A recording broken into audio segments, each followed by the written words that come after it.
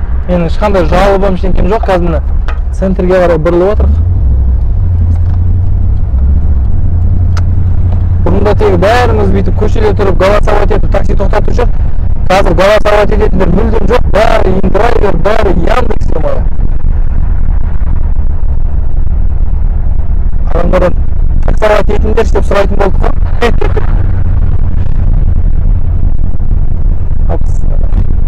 Прямо, да? Сразу, может, туда поедем, да?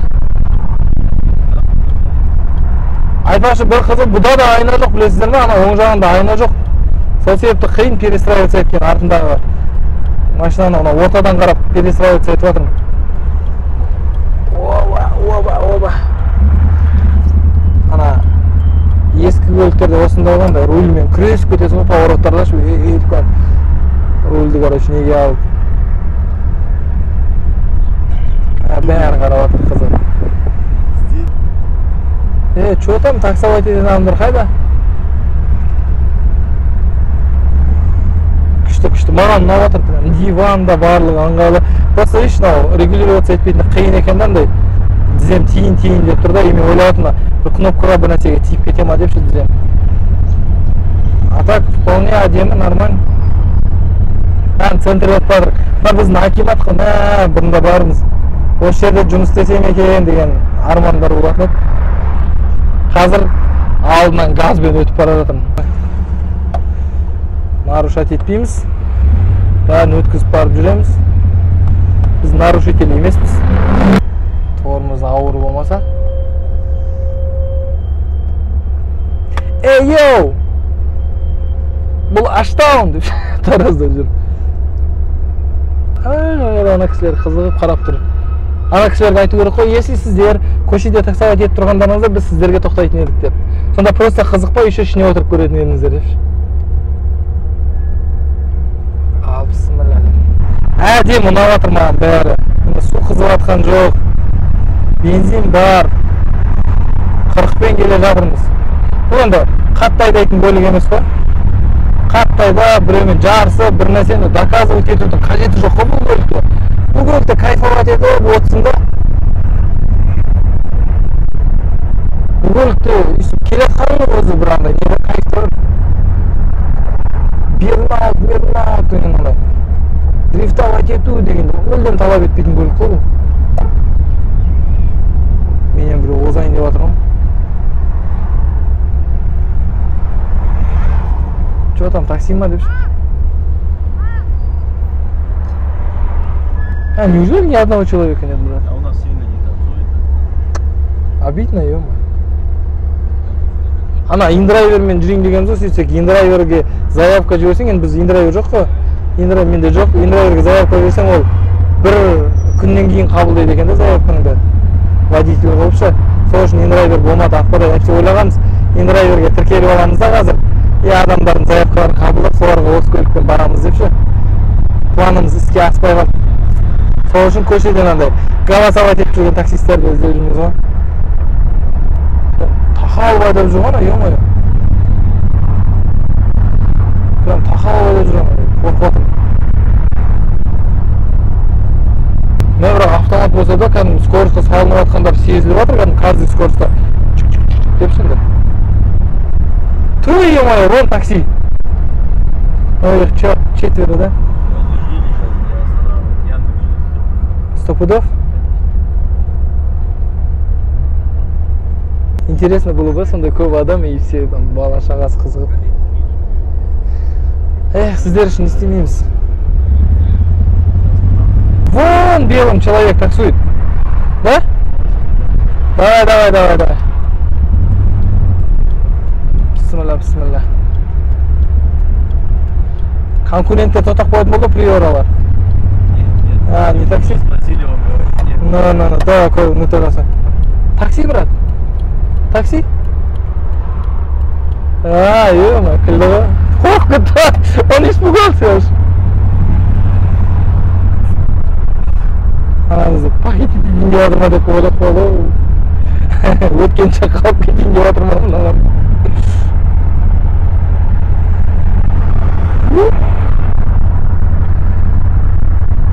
Такси таптатып қойған.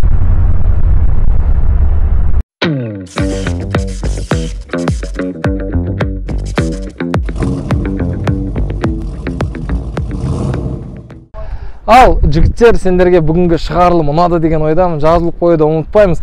Комментарийға жазсаңыздаршы ойларыңызды, не керек, не қызық. Давай бернаут қыл, давай анандай машина деп. Аспанға кетіп қалып бір Dodge Challenger, Charger демей, просто бар машиналармен мынандай істесе брат, мынандай істейік та деп.